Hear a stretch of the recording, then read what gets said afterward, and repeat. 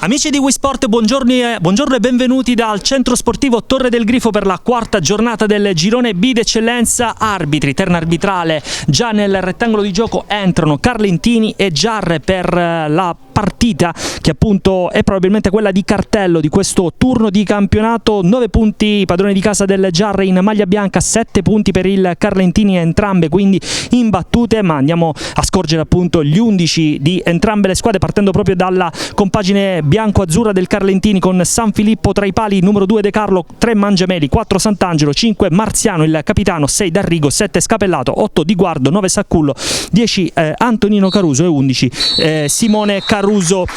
A disposizione del mister Vittorio Iemma siedono in panchina numero 12 Armata, numero 13 Sgroi, numero 14 Cannia, 15 Lanza, 16 Crisci, 17 Di Marco, 18 Bonaccorsi, 19 40 e 20 Mangiameli. Claudio, ci siamo adesso però, 15 e 23 sul cronometro, è tutto pronto per dare l'avvio a questa partita. Giarre che invece cerca anche quest'oggi di schierare in campo tutto il proprio potenziale offensivo. Qui intanto Privitera per Iraci, il vantaggio del Giarre, un fulmine a ciel sereno a Torre del Grifo dopo 3 di gioco, a segno la prima rete in giallo-blu di Benny Iraci.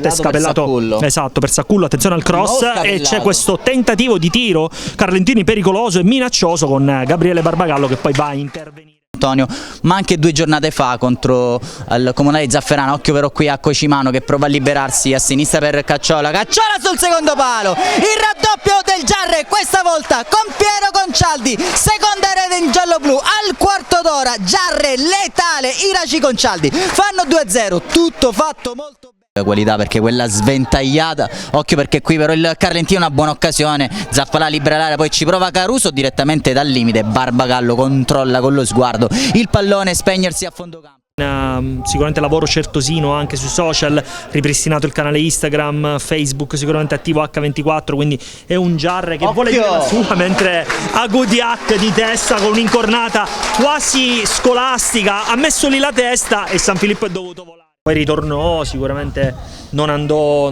bene il suo. Occhio perché qui Privitera ancora un assist illuminante per Iraci e questo è splendido, 3-0, giù il cappello, ancora sull'asse Privitera Iraci, trizzo servito alla mezz'ora e partita in banca per il Giarre. Blasone, qui intanto lo stop di Iraci per Sessa che arriva dalle retrovie, Sessa lascia andare il destro che si spegne però a fondo. Ma così può controllare e c'è il duplice fischio, il direttore di gara Comito di Messina. Giarre 3, Carlentini 0. Ricordiamo i gol messi a segno al terzo minuto e al 31esimo minuto da Benny Iraci, in mezzo al quarto d'ora da Piero Concialdi.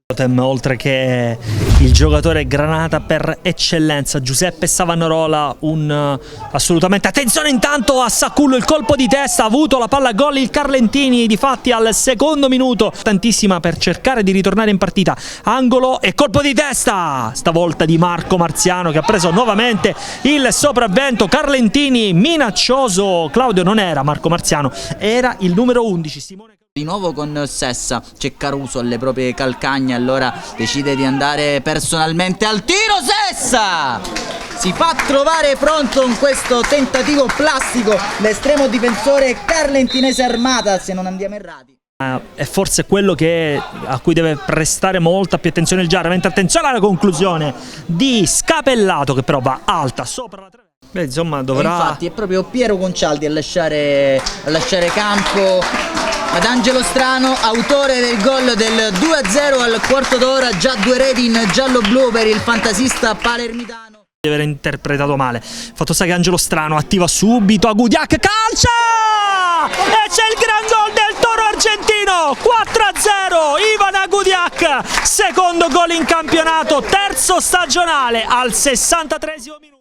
Sostituzione al 20esimo minuto, entra Federico Vasilcic, per lui secondo gettone di presenza. Ritorna su di lui, c'è la Rosa, Scapellato ancora, il pallone messo col sinistro, arriva Bonaccorsi che però calcia facile per Gabriele Barbagallo. E uscirà Benny Iraci che prende il posto di Iraci, quest'oggi man of the match, autore di una doppietta.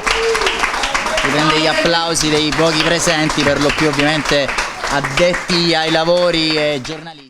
Alessandro La Rosa, c'è il plauso quindi del proprio pubblico, entra Ivan Nicolavanti ancora prima. Era Mattia Leotta, veramente magistrale per Cacciola, che a sua volta di collo esterno rimette dentro il pallone. Stessa alimenta l'azione offensiva da destra, scodella dentro per Vasiljic e poi la rete di Salvo Cocimano sul secondo palo. Tutto fatto molto bene, il pallone canta. Cimano.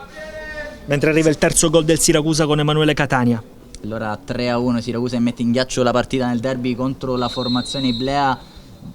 Va Caruso per il gol del Carlentini, scusate. 5-1 dunque il parziale a Torre del Grifo. Di Fede giallo-blu, spazio per i primi minuti stagionali di un classe 2003 attaccante che negli scorsi... Te l'ho detto, è celeberrimo per il suo eccesso di zelo. Stava per arrivare intanto la quarta rete stagionale di Giuseppe Zappalà. Permane invece lo svantaggio, se non andiamo errati, della Ionica contro il Mascalucia San Pio X. Occhio perché qui Leotta può andare direttamente in porta. C'era Nicotra tutto solo a pochi passi dalla porta. Risultato ampiamente, direi, alla portata. Finisce così, triplice fischio di Francesco Comito, il Giarre davvero fa la voce grossa. Torre del Grifo 5-1 sul Carlentino.